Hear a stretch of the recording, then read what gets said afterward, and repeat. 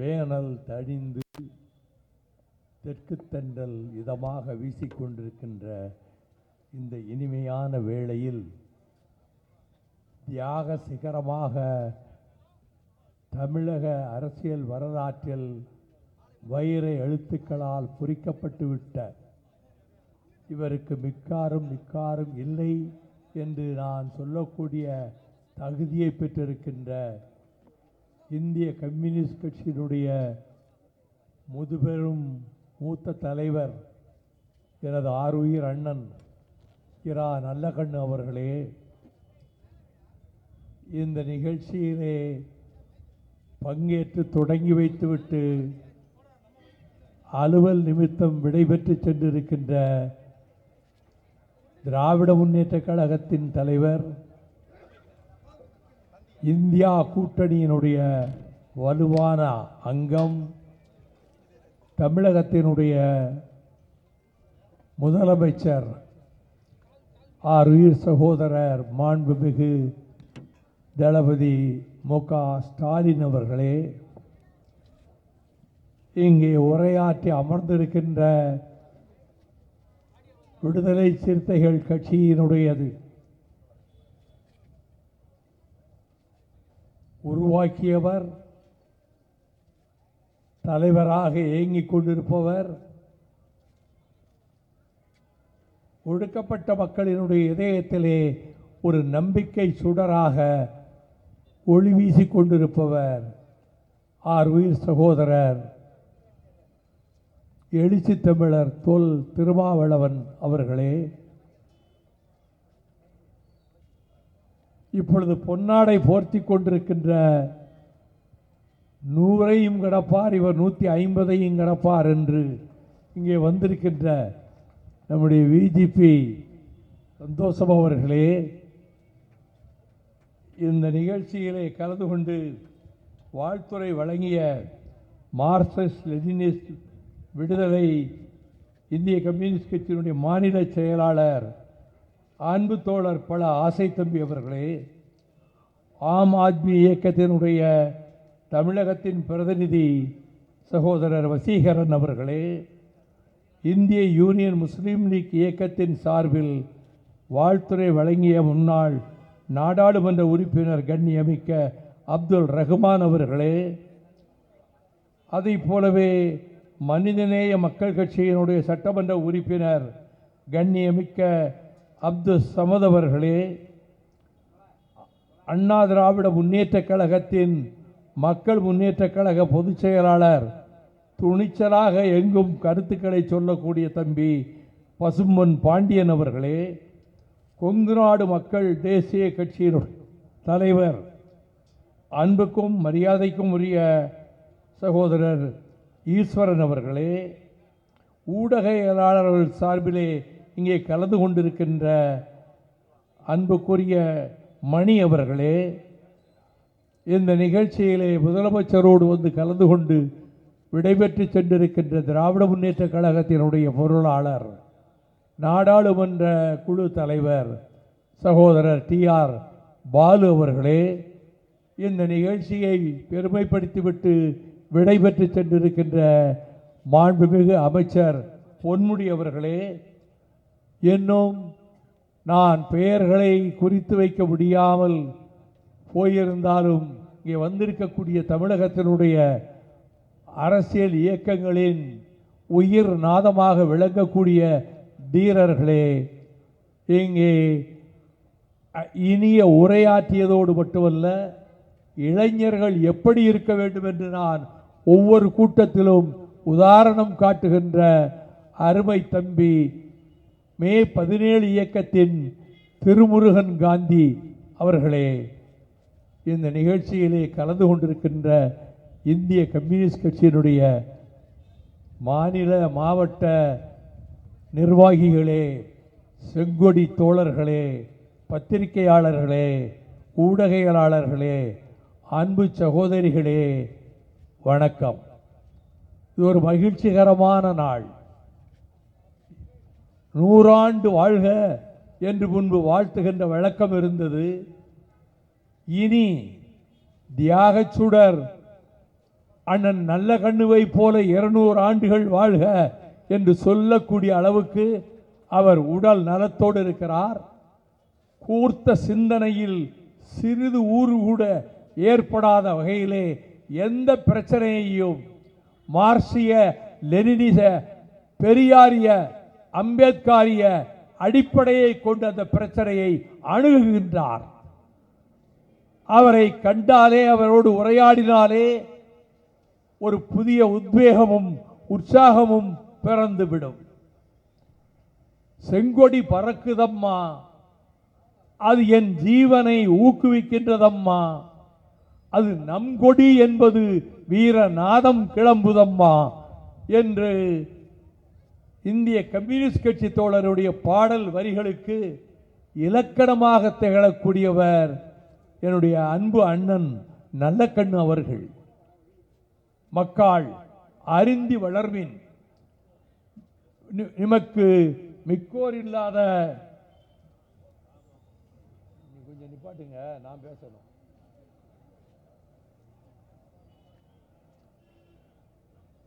முது சுதந்திரத்தின் முத்திரையாகி இது பரிணமித்துவும் இதயத்து உரைக என்று மனோன்முனியத்தின் தொடக்கத்திலேயே சுந்தரம்பிள்ளை அவர்கள் தாமிரபரணியினுடைய சிறப்பை சொல்லியிருப்பார். தமிழ் பூமியிலேயே தோன்றி தமிழ் மண்ணிலேயே கடலோடு சங்கமமாகின்ற நதிதான் பொருணை என்று போற்றப்படுகின்ற தாமிரபரணி நதியாகும். வால்மீகியும் கம்பனும் கூட தாமிரபரணி நதியை பற்றி விளக்கமாகவும் புகழ்ந்தும் சொல்லியிருக்கிறார்கள். அந்த தாமிரபரணி நதிக்கரை வாழும் மக்கள் விருந்தோம்பலுக்கும் வீரத்திற்கும் தீரத்திற்கும் தியாகத்துக்கும் அடையாளமானவர்கள். தெற்கு சீமையிலே முதலிலே வாழ்வீசியவர்களே தென்னாட்டு பாளையக்காரர்கள்தான். அப்படிப்பட்ட ஜீவ நதியாக வீர நதியாக ஓடிக்கொண்டிருக்கின்ற தாமிரபரணி நதியின் ஆற்றங்கரையிலே திருத்தலங்களில் ஒன்றாக போற்றப்படுகிற திருவைகுண்டத்தை அடுத்திருக்கின்ற புதுக்குடியிலே 1925 இதே டிசம்பர் 26ஆம் நாள் ராமசாமி அவர்களுக்கும்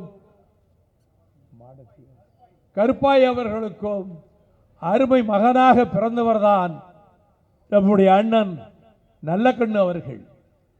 சின்னஞ்சிறு வயதிலேயே காந்தியார் பாடல்களை பாடி தெருவிலே செல்வதும் நேருவின் புகழை முழக்கமிட்டு கொண்டு தெருவிலே செல்வதும், இப்படி அந்த ஈடுபாடு இருந்து பின்னர் நூல்களை நிறைய கற்க ஆரம்பித்த பிறகு அவர் நேருவின் நூல்கள் மூலமாகத்தான் கம்யூனிசத்தோடு அறிமுகமானார். தானே கம்யூனிஸ்ட் கட்சியிலே சேர்ந்தார். 43 திருவைகுண்டத்தில் கம்யூனிஸ்ட் கட்சியினுடைய கிளை செயலாளரானார். வட்ட செயலாளர், பிறகு நெல்லை மாவட்ட செயலாளர், பிறகு மாநில செயலாளர். இன்று அகில இந்தியா போற்றுகின்ற அரும்பெரும் தலைவர்களில் ஒருவர் என்ற வகையிலே நமக்கு மத்தியிலே வாழ்ந்து கொண்டிருக்கக்கூடிய அண்ணன் நல்லக்கண்ணு அவர்களை பக்கத்தில் உட்கார்ந்து 10 நிமிடம் பேசினாலே நமக்கு உத்வேகமும் வீரமும் உணர்ச்சியும், எதையும் நாம் சமரசம் செய்து கொள்ளக்கூடாது என்ற உறுதிப்பாடும் கிடைக்கும். மறுகால் குறிச்சியிலே ஒரு துப்பாக்கிச் சூடு, அதிலே குற்றம் செய்யாத ஒரு இளைஞனை காவல்துறை ஆய்வாளர் வீடு புகுந்து சுட்டு கொன்று விட்டு போயிட்டார். நான் அந்த இடத்துக்கு உடனே சென்றேன். அந்த ஊர் இளைஞர்களிலே பலர் பாஞ்சாலங்குறிச்சி படையிலும் நெல்கட்டஞ்சவல் படையிலும் இடம்பெற்றவர்கள். பினாங்கு தீவுக்கு அனுப்புகிற போது மறுகால் குறிச்சியிலே இருந்தே பலர் இங்கே போனார்கள் என்பது நேதாஜியின் வரலாற்றிலே தெரிந்து கொள்ளலாம். அப்படிப்பட்ட வீரம் செறிந்த மண்ணிலே இருந்து வந்த அண்ணன் நல்லக்கண்ணு எனக்கு இந்த அவர் திருவைகுண்டம் காரணேஸ்வர் பள்ளியிலே படிப்பை முடித்துவிட்டு இன்று இந்து கல்லூரியில் அழைக்கப்படுகிற மாதிதா இந்து மேல்நிலை பள்ளியிலே இன்டர்மீடியட் அவர் படித்துவிட்டு சுதந்திர போராட்ட காலத்திலே தானே நேரடியாக அதிலே பங்கெடுப்பது என்று சுதந்திர போராட்டத்தில் அவர் பங்கெடுத்துக் கொண்டார். நல்ல சந்தர்ப்பத்தில் அண்ணன் நல்லகண்ணுவை போல நாம் போற்றி மகிழ வேண்டிய இன்னொரு தியாக சுடர் அண்ணன் பல நெடுமாறன் அவர்கள் இங்கே வந்திருப்பது சால பொருத்தமாகும். ஆகவே இந்த நாள் நிகழ்ச்சி பெருமழை பெய்யும் என்றார்கள். நல்ல குளிர்ந்த காற்று வீசுகிறது. அமர்ந்திருக்கிறவர்கள் அப்படியே உறுதியாக அமர்ந்திருக்கிறார்கள். இப்பொழுது இந்தியாவிலேயே அரசியல் சோதனை வந்திருக்கிறது. தமிழகத்திற்கும் அந்த சோதனை வட்டமிட பார்க்கிறது. இந்துத்துவ சக்திகளும் RSS காரர்களும் அவர்கள் இந்த நாட்டை இந்து நாடாக ஆக்கிவிட வேண்டும், கிறிஸ்தவர்களையும் முஸ்லீம்களையும் ஓட்டுரிமை இல்லாமல் செய்துவிட வேண்டும், தலைநகர் டெல்லியை வாரணாசிக்கு மாற்ற வேண்டும், இந்தியும் சமஸ்கிருதமும் தவிர வேறு மொழிக்கு இங்கு இடமில்லை என்று அவர்கள் ஒரு பிரகடனத்தை 2022 அலகாபாத், இப்பொழுது அதற்கு வேறு பெயர் வைத்து விட்டார்கள், அந்த இடத்திலே அவர்கள் நிறைவேற்றினார்கள். அதன் அடிப்படையில் தான் அம்பேத்கர் புகழ் பெற்று இந்த நாட்டை வழிநடத்துகின்ற அரசியல் சட்டத்தை தந்திருக்க, நாட்டு துரோகி சாவர்கர் படத்தை மைய மண்டபத்திலே டெல்லியிலே திறந்து வைத்திருப்பது அந்த மைய மண்டபத்துக்கே ஒரு அழுக்கு ஆகும். அந்த சாவர்கரை புகழ்ந்துவிட்டு, கொலைகார கோட்சேயை புகழ்ந்துவிட்டு, வீர தியாகிகளை எல்லாம் கொச்சைப்படுத்துகின்ற வேலையிலே அந்த இந்துத்துவ சக்திகள் முனைந்து பார்க்கின்றன. முளையிலேயே கிள்ளி எரியக்கூடிய ஆற்றல் எங்களுக்கு உண்டு, திராவிட இயக்கத்திற்கு உண்டு, பொதுவுடைமை இயக்கத்திற்கு உண்டு. அப்படி இணைந்து நாங்கள் இங்கே கரம் கோர்த்து செல்லுகிறோம். ஆகவே தமிழகம் திராவிட மாடல் ஆட்சியிலே ஒரு நல்ல பொற்காலத்தை படைத்துக் கொண்டிருக்கிறது. எந்த மாநிலத்திலும் இல்லாத திட்டங்கள் நாள்தோறும் நிறைவேற்றப்பட்டு கொண்டிருக்கின்றன. பழுத்த மரம்தான் கல்லடிபடும் என்று சொல்வதை போல நம்முடைய முதலமைச்சர் அவர்களை, திராவிட முன்னேற்ற கழகத்தை மேடைதோறும் சகட்டு பேரைக்கு வசைபாடுவதும் அதை ஊடகங்களிலே பரவ விடுவதும் நடந்து கொண்டிருக்கிற நேரத்தில் இளம் பிராயத்திலே இருக்கக்கூடிய இளைஞர்கள், இளம் பெண்கள், நீங்கள் இந்த தமிழ்நாட்டின் வரலாற்றை நன்கு படித்துக் கொள்ள வேண்டும். ஆயிரம் ஆண்டுகளாக புகழ் கொடி உயர்த்திய தமிழர்களுடைய மானம், மரபு, இலக்கியம், அவர்கள் பண்பாடு, பாரம்பரியம் அனைத்தையும் நீங்கள் தெரிந்து கொண்டு, இந்த திரிபுவாத சக்திகள் உள்ளே நுழைந்து ஏமாற்று வேலையிலே ஈடுபடுகிறதே, அதை உடைத்தெறிய வேண்டிய கடமை வாலிப சீயங்களுக்குத்தான் உண்டு என்பதால் இளைஞர்கள், மாணவர்கள் அதிலே அக்கறை செலுத்த வேண்டும். எங்களுக்கெல்லாம் வழிகாட்டக்கூடிய தகுதியுடையவர்தான் இந்த நிகழ்ச்சியிலே அமர்ந்திருக்கிறார்கள்.